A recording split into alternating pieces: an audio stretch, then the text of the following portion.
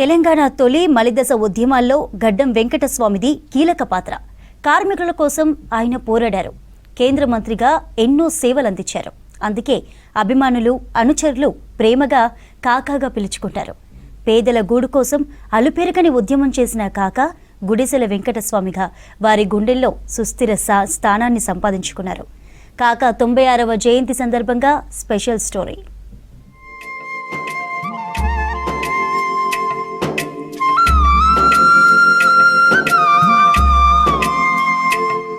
బడుగు బలహీన వర్గాల కోసం నిరంతరం తపించారు రాజకీయ కురువృద్ధుడు, దివంగత కేంద్ర మంత్రి గడ్డం వెంకటస్వామి. ఆయన సేవలో ఒక వర్గానికో, కులానికో, ప్రాంతానికో పరిమితమైనవి కావు. అన్ని వర్గాలకు ఆయన ఆపద్బాంధవుడు. నిజాం జమానాలో ఆర్య సమాజ్ ప్రేరణతో స్వామి రామానంద తీర్థ శిష్యరికంలో గొప్ప నాయకుడిగా ఎదిగారు వెంకటస్వామి. రాజకీయాల్లో అంబేద్కర్ ఆలోచనా విధానాన్ని కొనసాగించారు. ప్రత్యేక తెలంగాణ ఉద్యమానికి ఆర్థిక, రాజకీయ సహకారం అందించారు. అందరి చేత కాకాగా పిలిపించుకున్నారు.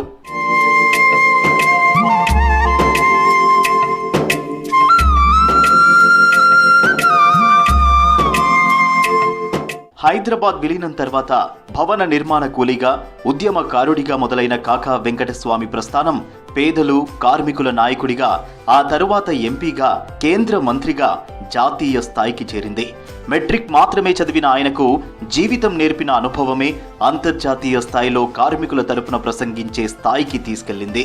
స్వాతంత్ర్యోద్యమం నుంచి తెలంగాణ సాధన ఉద్యమం వరకు అన్నింటిలోనూ పాల్గొన్న కాకా దేశంలోనే సీనియర్ రాజకీయ నేతల్లో ఒకరిగా నిలిచారు.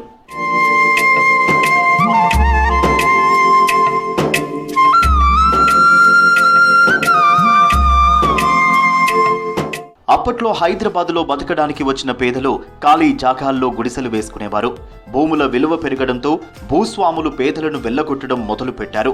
గుండాలతో దౌర్జన్యంగా వెళ్లగొడుతున్న తీరును చూసి కదిలిపోయిన వెంకటస్వామి 1949లో దేశంలోనే మొదటిసారిగా జాతీయ గుడిసెల సంఘం ఏర్పాటు చేశారు. కాకా పోరాటంతో హైదరాబాద్ నగరంలోనే 80,000 మందికి పైగా సొంత గూడు దక్కింది.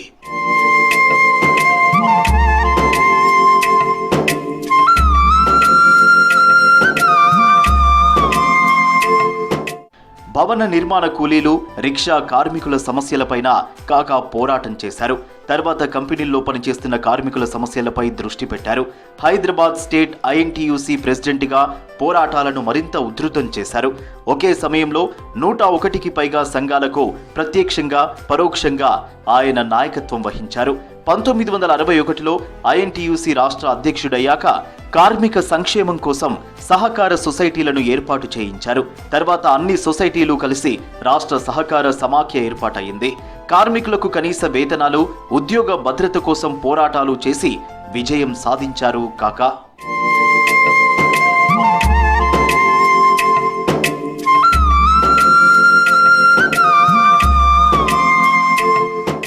విద్యార్థి దశ నుంచి పీడన, అణచివేత, ఆధిపత్యానికి వ్యతిరేకంగా పోరాడిన కాకా భారత రాజకీయాల్లో తనదైన ముద్ర వేశారు.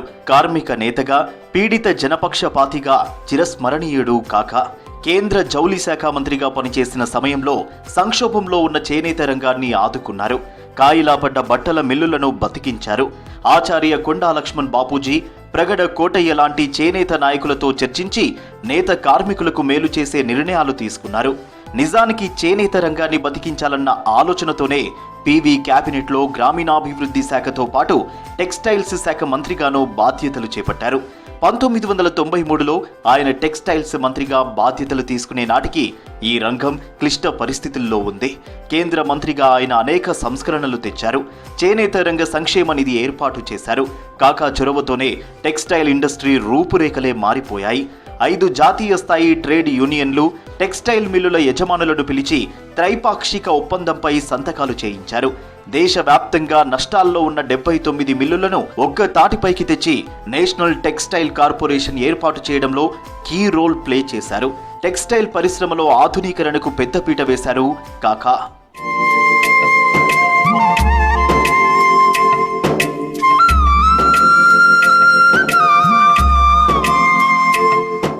చిన్నతనంలోనే తండ్రి మరణంతో కుటుంబ భారాన్ని మోయడానికి కాకా భవన నిర్మాణ కార్మికుడిగా పనిచేశారు. కార్మికుల బాధలు కల్లారా చూడడంతో తుది శ్వాస వరకు కష్టజీవులు కార్మికుల పక్షాన నిలబడ్డారు. కార్మిక మంత్రిగా కేంద్రంలోనూ రాష్ట్రంలోనూ కార్మికుల అభివృద్ధి కోసం అనేక పథకాలు ప్రవేశపెట్టారు.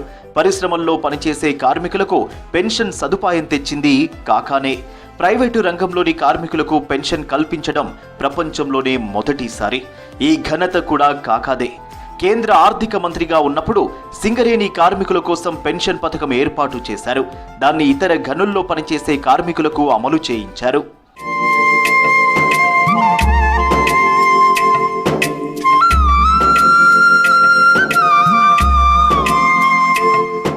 నష్టాల్లో ఉన్న ప్రభుత్వ రంగ సంస్థలను డిజిన్వెస్ట్మెంట్ పేరుతో తెగ నమ్ముతున్న రోజుల్లో వాటిని బతికించేందుకు కాకా ఎంతో ప్రయత్నించారు. ఎన్టీసీ మిల్లుల ఉత్పత్తులను అమ్మేందుకు దేశవ్యాప్తంగా షోరూంలను ఏర్పాటు చేయాలన్న ఆలోచన చేసింది కూడా కాకానే. ఆకర్షణీయమైన డిజైన్లు ఉంటే తప్ప మార్కెట్ చేయడం సాధ్యం కాదని గుర్తించి national institute of fashion technology సంస్థల విస్తరణకు చర్యలు తీసుకున్నారు. కాకా వల్లే హైదరాబాద్లో నిఫ్ట్ ఏర్పాటైంది. సముద్రం పాలవుతున్న ప్రాణహిత జలాలతో తెలంగాణకు సాగునీటి భద్రత కల్పించవచ్చని కాకా ప్రతిపాదన చేశారు. సాగునీటి ఇంజనీరింగ్ నిపుణులతో లోతైన చర్చలు జరిపారు.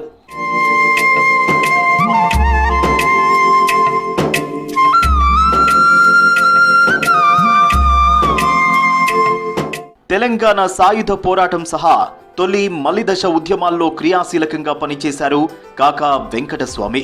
ఒక్కరితోనే తెలంగాణ వచ్చిందని అనుకుంటున్న ఈ రోజుల్లో 6 దశాబ్దాల పాటు అలుపెరుగని పోరాటం చేసిన నిప్పు కణిక గడ్డం వెంకటస్వామి. ఒక సందర్భంలో విద్యార్థులకు అండగా ముషీరాబాద్ జైలు ముందు జరిగిన సమరంలో బుల్లెట్ దెబ్బలకు ఎదురు నిలిచారు. ప్రాణాలు పరంగా పెట్టి తెలంగాణ కోసం రక్తం చిందించిన నిజమైన ఉద్యమకారుడు ఆయన. తెలంగాణ ప్రజా సమితి ఎంపీగా ఎన్నికై జాతీయ స్థాయిలో తెలంగాణ వాణిని బలంగా వినిపించారు. కాంగ్రెస్ పార్టీలో ఇందిరా, రాజీవ్ గాంధీతో అత్యంత సన్నిహితంగా మెలిగి దేశ రాజకీయాల్లో తనదైన ముద్ర వేశారు కాకా. తెలంగాణ కోసం కాంగ్రెస్ సభల్లో తన గొంతెత్తి తెలంగాణ ఆకాంక్షను నిర్మోహమాటంగా వ్యక్తం చేశారు. 3 తరాల తెలంగాణ ఉద్యమ సాక్షి, 6 దశాబ్దాల పోరాట కెరటం వెంకటస్వామి. అప్పటి యూపీఏ చైర్పర్సన్ సోనియాకు తెలంగాణ పరిస్థితులను వివరించి ప్రత్యేక రాష్ట్ర కల సాకారం చేసేందుకు కృషి చేశారు.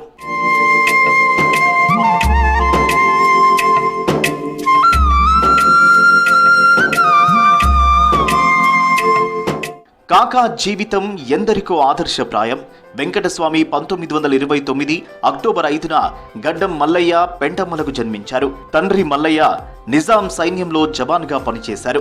1945లో Hyderabad state youth Congress general సెక్రటరీగా రాజకీయ ప్రస్థానం మొదలుపెట్టిన వెంకటస్వామి ఎమ్మెల్యేగా, ఎంపీగా, రాష్ట్ర మంత్రిగా, కేంద్ర మంత్రిగా పేద ప్రజల కోసం విశేషంగా పనిచేశారు.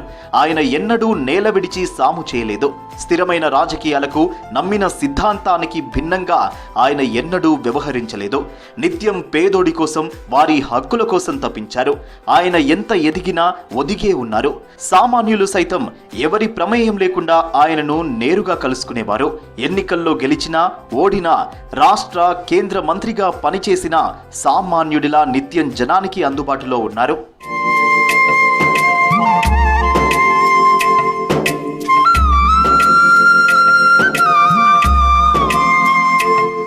ఉమ్మడి ఆంధ్రప్రదేశ్ ఏర్పాటు చేసిన తర్వాత 1957లో మొదటిసారి సిర్పూరు నుంచి అసెంబ్లీకి ఎన్నికయ్యారు కాకా. తర్వాత 1967లో సిద్దిపేట నుంచి మొదటిసారిగా కాకా వెంకటస్వామి ఎంపీగా పోటీ చేసి భారీ మెజారిటీతో గెలిచారు. అలా 2 సార్లు అసెంబ్లీకి, 7 సార్లు లోక్సభకు ఎన్నికైన కాకా దేశంలోనే సీనియర్ నేతల్లో ఒకరిగా సుదీర్ఘ రాజకీయ జీవితం కొనసాగించారు.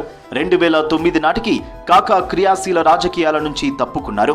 తీవ్ర అనారోగ్యంతో బాధపడుతూ కూడా తెలంగాణ చూసేదాకా ప్రాణం వదలనని ప్రతిజ్ఞ చేశారు.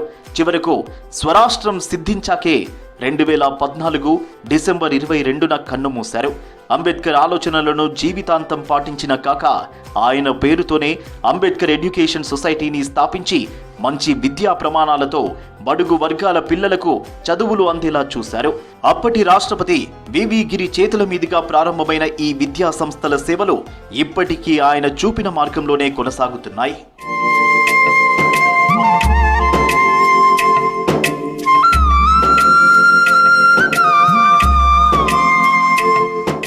6 దశాబ్దాల బహుజన ఆణిముత్యం, పోరాటాల నిప్పు కణిక గడ్డం వెంకటస్వామి. 21 ఏండ్ల చిన్న వయసులోనే దేశ స్వాతంత్ర్య ఉద్యమంలో జైలుకెళ్లిన వ్యక్తి ఆయన. దళితులు, బడుగు వర్గాల్లో చైతన్యం కోసం, వారి భవిష్యత్తును బలోపేతం చేయడానికి తన వంతు కృషి చేసిన కాకా నికార్సైన బహుజన నాయకుడు. పేద కుటుంబంలో జన్మించి ఎన్నో కష్ట నష్టాలను చవిచూసి ఆత్మగౌరవపు శిఖరంగా నిలువెత్తు నిలిచిన బహుముఖ ప్రజ్ఞాశాలి. బడుగులు, దళితులకే గాక దేశం మొత్తం కార్మిక లోకానికి నాయకత్వం వహించారు. ఉమ్మడి ఆంధ్రప్రదేశ్ కాంగ్రెస్ అధ్యక్షుడి, కాంగ్రెస్ పార్టీ అత్యున్నత మండలి CWC సభ్యుడిగా కాకా సుదీర్ఘకాలం సేవలందించారు. కేంద్ర, రాష్ట్ర ప్రభుత్వాల్లో మంత్రిగా విశేష సేవలందించారు. ఆయన మంత్రిగా ఉన్నప్పుడు తెచ్చిన సంస్కరణల ఫలాలను ఇప్పటి తరాలు అనుభవిస్తున్నాయి. తెలంగాణ ప్రత్యేక రాష్ట్రమే తన ఆశ, శ్వాసగా పరితపించిన వ్యక్తి కాకా వెంకటస్వామి. ఆయన తర్వాత ఆయన కుమారులు ఎమ్మెల్యేలు గడ్డం వినోద్, గడ్డం వివేక్ వెంకటస్వామి, మనవడు MP వంశీకృష్ణ ప్రజల మనిషి కాకా వెంకటస్వామి అడుగుజాడల్లో నడుస్తున్నారు. కాకా జయంతి సందర్భంగా బడుగు బలహీన వర్గాలు ఆ మహనీయుడిని ఘనంగా స్మరించుకుంటున్నాయి.